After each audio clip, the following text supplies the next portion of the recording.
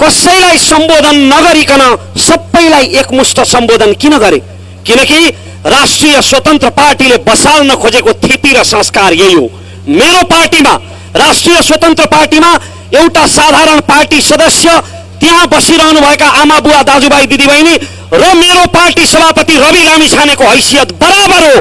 त्यसकारण राष्ट्रिय स्वतन्त्र पार्टीमा अन्य पार्टीहरूमा फलानो जिउ भने जस्तो यहाँ कुनै पनि जिउको जिउ गरिरहनु आवश्यक छैन। सबै जिउको जिउ बराबर हो। यो हामीले बसाल्न खोजेको थिति हो।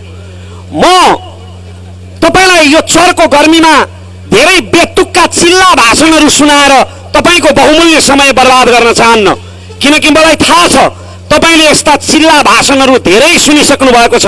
तपाईका कानहरू दिक्क भइसकेका छन्। त्यसकारण म भाषण होइन, तथ्यमा टेकेर केही कुरा तपाईलाई राख्न चाहन्छु अत्यन्तै संक्षिप्तमा कि तपाईले राष्ट्रिय स्वतन्त्र पार्टीलाई किन विश्वास गर्ने।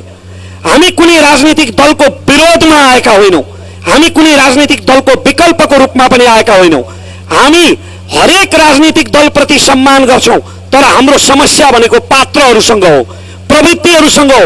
गलत पात्रहरू हावी भएको कारणले यो देश बनेन भन्ने हाम्रो निष्कर्ष हो। कुनै पनि पार्टीको नीतिमा समस्या होइन, ती पार्टीमा भएका नेताहरूको नियतमा समस्या भएको कारणले यो समाज आज यो स्थितिमा छ। तपाईँ हेर्नुहोस्, यही बेलबारीमा यतिको जल जमिन र जंगल छ, यत्रो प्राकृतिक स्रोत छ। बेलबारीलाई धनी बनाउन केही गर्नु पर्दैन। यहाँका प्राकृतिक स्रोतहरूलाई व्यवस्थित गरिदिए पुग्छ, संरक्षण गरिदिए पुग्छ। किसानहरूले उब्जनी गर्नका लागि समयमा मल पाए पुग्छ। तर यति धेरै स्रोत हुँदाहुँदै पनि यहाँ यति धेरै समस्याहरू किन छन्? स्वास्थ्य शिक्षाको अवस्था यस्तो किन छ? यही मोरङमा सुकुम्बासी समस्या यति भयावह किन छ?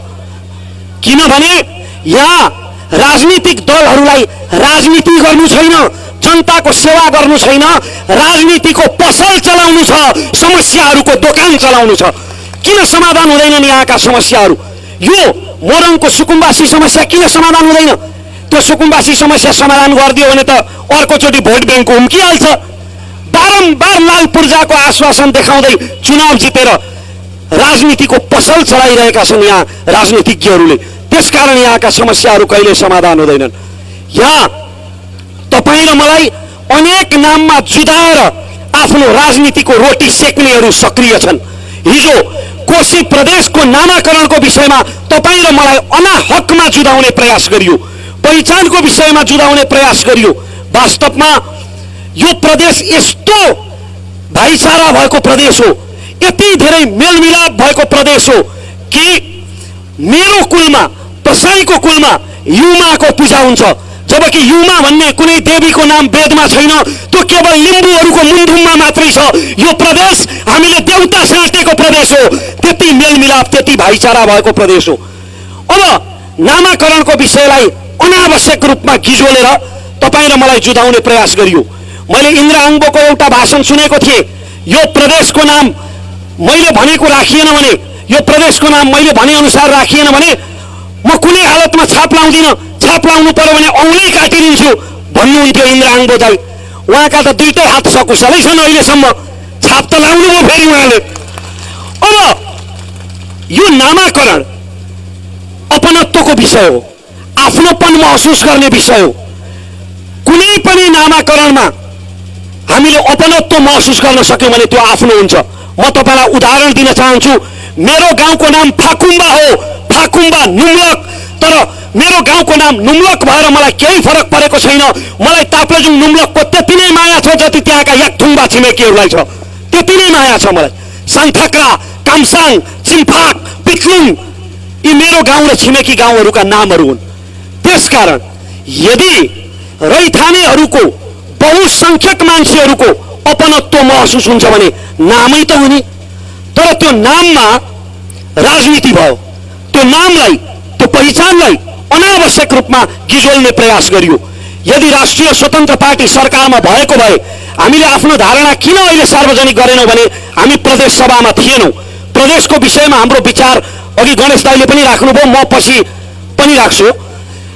हामी प्रदेश सभामा थिएनौँ, त्यसकारण हामीले धारणा राखेनौँ। तर म यो ग्यारेन्टीका साथ भन्न चाहन्छु, यदि राष्ट्रिय स्वतन्त्र पार्टीको सहभागिता भइदिएको भए यो समस्या 24 घण्टामा समाधान गर्न सकिन्थ्यो। यत्रो कोलाहल हुने नै थिएन, यत्रो वितण्डा मच्चिने नै थिएन।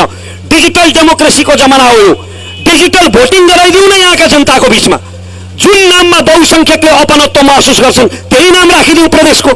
यो कुनै समस्या होइन, तर आफ्नो राजनीतिक दाल रोटी चलाउनका लागि यसलाई जबरजस्ती समस्याको रूपमा पैदा गरियो र तपाईँ र मेरो बीचमा, तपाईँ हाम्रो बीचमा, छिमेकीको बीचमा, साथीभाइको बीचमा वैमनस्यता पैदा गरेर आफ्नो राजनीतिको रोटी सेक्न पल्केकाहरूले यसलाई अनावश्यक रूपमा मुद्दा बनाए।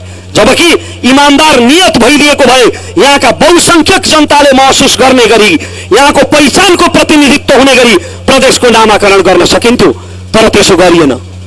राष्ट्रिय स्वतन्त्र पार्टी राजनीतिको दोकान चलाउँदैन।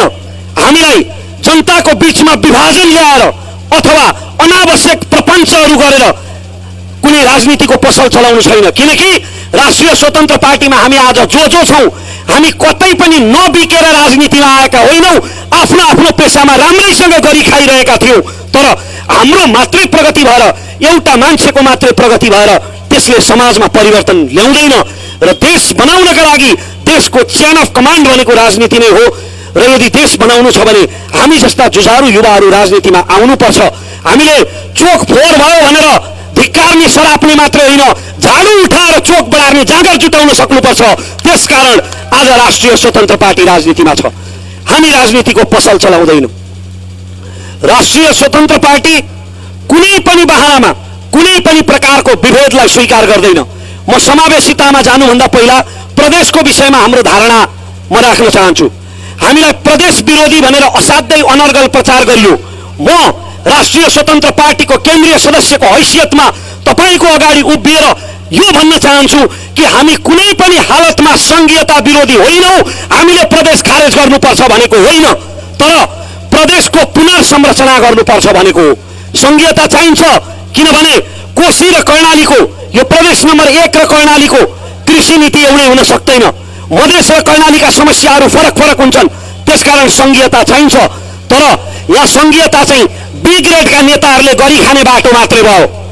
माथि जितेर खान नसक्ने, तल गाउँमा इज्जतको डरले जान नसक्ने, अनि बीचमा प्रदेशमा भकुरिरहने, हँसुरिरहने बी ग्रेडका नेताहरूले खाने बाटो मात्रै भयो। अनि केपी ओली, प्रचण्ड र शेरबहादुर देउवाको बीचमा अलिकति खटपट हुने बित्तिकै प्रदेशका सरकारहरू धमाधम कुकुरमुन्टी खेल्ने भए। यसले गर्दा यो गरिब देशलाई असाध्यै धेरै बोझ पर्यो। त्यसकारण हामीले यो प्रदेश खारेज गर्नुपर्छ भनेनौँ, प्रदेशको पुनर्संरचना गर्नुपर्छ। प्रदेशमा यो संसदीय व्यवस्था होइन कि जनताले छानेको प्रत्यक्ष निर्वाचित कार्यकारी मुख्यमन्त्री हुनुपर्छ। अनि त्यो मुख्यमन्त्रीको मातहतमा विभागहरू हुनुपर्छ। अनि एउटा प्रदेश परिषद हुनुपर्छ। गाउँपालिकाहरूबाट, प्रदेशमा भएका गाउँपालिका र नगरपालिकाका प्रतिनिधिहरूले बनेको एउटा प्रदेश परिषद हुनुपर्छ। त्यो प्रदेश परिषदका जम्मा 2टा मात्रै अधिवेशन हुन्छन्, एउटा बजेट अधिवेशन, एउटा विधेयक अधिवेशन। वर्षैभरि भत्ता दिएर प्रदेशका सांसद पाल्न सक्दैन यो गरिब मुलुकले। यो भनेको हो राष्ट्रिय स्वतन्त्र पार्टीले। राष्ट्रिय स्वतन्त्र पार्टीमा किन आबद्ध हुने? किनकि यो देशमा त्यस्तो मान्छेले मात्रै राजनीतिमा अवसर पाउँछ जसले कि नेताहरूको मालिस गर्न सक्छ कि चाकरीले पालिस गर्न सक्छ। तर राष्ट्रिय स्वतन्त्र पार्टीमा प्रारम्भिक निर्वाचन प्रणाली छ। प्राइमरी इलेक्सन सिस्टम भनेको हाम्रो पार्टीको कुनै पनि उम्मेदवारले 2टा चुनाव लड्नुपर्छ। एउटा जनताको बीचमा गएर लड्ने चुनाव छँदैछ, तर त्यसभन्दा अगाडि त्यहाँका पार्टी सदस्यहरूको बीचमा पनि चुनाव लड्नुपर्छ र त्यहाँबाट जितेको मान्छे मात्रै हाम्रो उम्मेदवार हुन्छ। अर्थात् यो बेलबारीमा हाम्रो मेयरको उम्मेदवार को हुने, यो निर्वाचन क्षेत्रबाट सांसदको उम्मेदवार को हुने भन्ने कुरा यादव प्रधानले पनि छान्ने होइन, मोरङ जिल्लाले पनि छान्ने होइन, काठमाडौँले पनि छान्ने होइन, रवि लामी छानेले पनि छान्ने होइन, तपाईँले छान्ने हो, यहाँका पार्टी सदस्यहरूले छान्ने हो। यो हो राष्ट्रिय स्वतन्त्र पार्टीले अँगालेको प्रारम्भिक निर्वाचन प्रणाली। हामीले भातृ सङ्गठनहरू चाहिँदैन भनेका छौँ। यहाँ शिक्षकमा पनि राजनीति, डाक्टरमा पनि राजनीति, मास्टरमा पनि राजनीति, पत्रकारमा पनि राजनीति। फेरि हरेक पार्टीका पत्रकारले बोक्ने कलम त एउटै हुँदो रहेछ, तर हरेक पेसामा राजनीति गरेर ती पेसाहरूलाई अनावश्यक गिजोलेर बिथोलेर बिगारियो। हाम्रा विश्वविद्यालयहरू उठ्नै नसक्ने गरी थला परे यो बकवास राजनीतिक प्रणालीले गर्दा। त्यसकारण हामीले भातृ सङ्गठनहरू चाहिँदैन भन्यौँ। हामीले पार्टीले कुनै पनि होल टाइमर कार्यकर्ता पाल्दैन भनौँ, आफ्नो जो हो आफै गर्नुपर्छ, आफ्नो जो हो आफै गर्नुपर्छ, किनकि राजनीति भनेको पेसा होइन, समाज सेवा हो र यसलाई हामीले व्यवहारमा कार्यान्वयन गराउने सङ्कल्प गरेका छौँ। अहिले यहाँ समावेशिताको निकै कुरा हुन्छ। समावेशिता कसले हामीले किताबमा लेखायौँ, संविधानमा लेखायौँ भनेर निकै ठुल्ठुला कुरा गर्ने गरेको तपाईँले सुन्नुभएको होला। तर मलाई गौरव छ कि मेरो पार्टीको संसदीय दलको प्रमुख सचेतक सन्तोष परियार हुनुहुन्छ। म त्यो राष्ट्रिय स्वतन्त्र पार्टीको सदस्य हुँ। मेरो पार्टीले यहाँ महिलाहरूको लागि आएका समानुपातिकका टिकटहरूमा घरवाली बाहरवाली सालीहरू टनाटन भित्राएका समाचारहरू तपाईँले सुन्नुभएको होला। मेरो पार्टीमा राष्ट्रिय स्वतन्त्र पार्टीका सांसदहरू 21 जना मध्ये 9 जना महिला दिदीबहिनीहरू हुनुहुन्छ। ती मेरा नातेदार पनि होइनन्, गणेश कार्कीका पनि होइनन्, रवि लामी छानेका नातेदार पनि होइनन्। उनीहरू आफ्नो योग्यता र क्षमताको बलमा त्यहाँ आइपुगेका हुन्। आज म जस्तो शारीरिक अवस्थाको मान्छेले केन्द्रीय सदस्यको यो पोर्टफोलियो पाएर तपाईँका अगाडि उभिएर यसरी पार्टीका विचारहरू राख्नु भनेको यो पनि नेपाली राजनीतिमा एउटा रेकर्ड हो, समावेशिताको रेकर्ड हो, जसको अभ्यास राष्ट्रिय स्वतन्त्र पार्टीले गरिरहेको छ। हामीले जान्नेलाई छान्ने भनेका छौँ। एउटा कुरा म नहिचकिचाइकन के भन्न चाहन्छु भने हामीले आज यहाँ नगर कमिटी गठन भइसकेपछि आज हुने नगर संयोजक नै हाम्रो मेयरको उम्मेदवार हुन्छ भन्ने कहीँ लेखिएको छैन। यदि आज बन्ने नगर संयोजक भन्दा योग्य व्यक्ति अर्को आयो भने ऊ भोलि नगरको यहाँको मेयरको उम्मेदवार हुन सक्छ। त्यसकारण म एउटा कुरा चाहिँ के नडराइकन यो भन्न चाहन्छु भने यदि कसैले पदको शक्तिको लालच बोकेर असाध्यै अवसरवादी भावना बोकेर राष्ट्रिय स्वतन्त्र पार्टीमा आउनु भएको छ भने, कतै त्यस्तो अवसरवादी भावना राख्नु भएको छ भने प्लिज तपाईँले पार्टीबाट अलग भएर सहयोग गरिदिनु होला। अवसरवादीहरूका लागि ठाउँ छैन राष्ट्रिय स्वतन्त्र पार्टीमा। यहाँ योग्यता र क्षमताको आधारमा अवसर दिइन्छ। हामी जान्नेलाई छान्ने भन्छौँ। देश विकासका लागि विज्ञहरूको राजनीतिमा सहभागिता हुनुपर्छ, योग्य व्यक्तिहरूको सहभागिता हुनुपर्छ।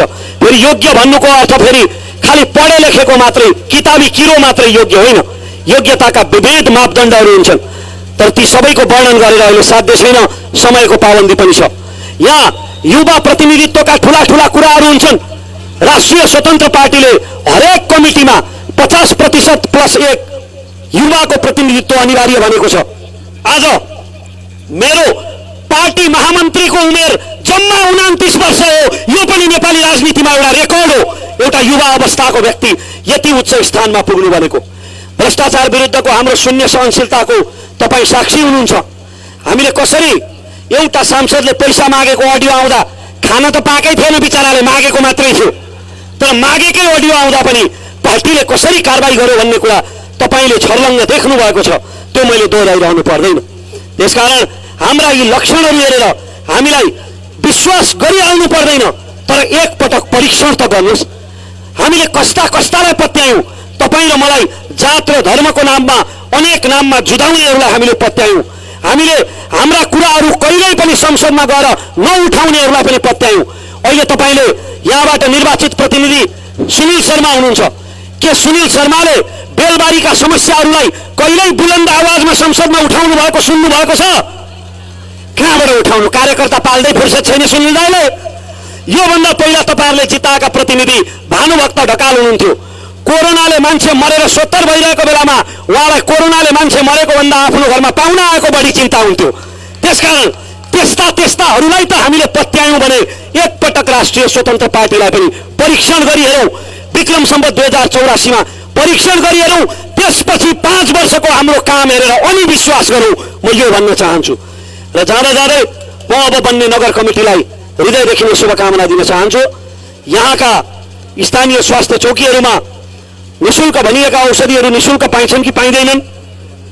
यहाँका विद्यालयहरूमा यहाँका शिक्षकहरू समयमा अध्यापन गराउन आउँछन् कि आउँदैनन्? कसैले यहाँ यसो स्कुल मन्दिरका ढुङ्गा इँटा कुलेसोका पाइप पो गोजीतिर हालिरहेको छ कि? यस्ता विषयमा अब बन्ने नगर कमिटीले खबरदारी गरोस् भन्ने शुभकामना दिँदै जनताका सारा गारा अप्ठ्याराहरूमा अब बन्ने नगर कमिटी उभिन सकोस् भन्दै शुभकामना दिँदै अब म धेरै बोल्न चाहन्न। सभापतिको आगमन भइसकेको छ। मलाई जानकारी प्राप्त भए अनुसार म त यहीँको मान्छे हो, अङ्गाबा हे यो बामना। त्यसकारण म धेरै समय लिन चाहन्न। तपाईहरुले मलाई सुनिदिनु भएकोमा धेरै धेरै धन्यवाद। जय देश जय घण्टी।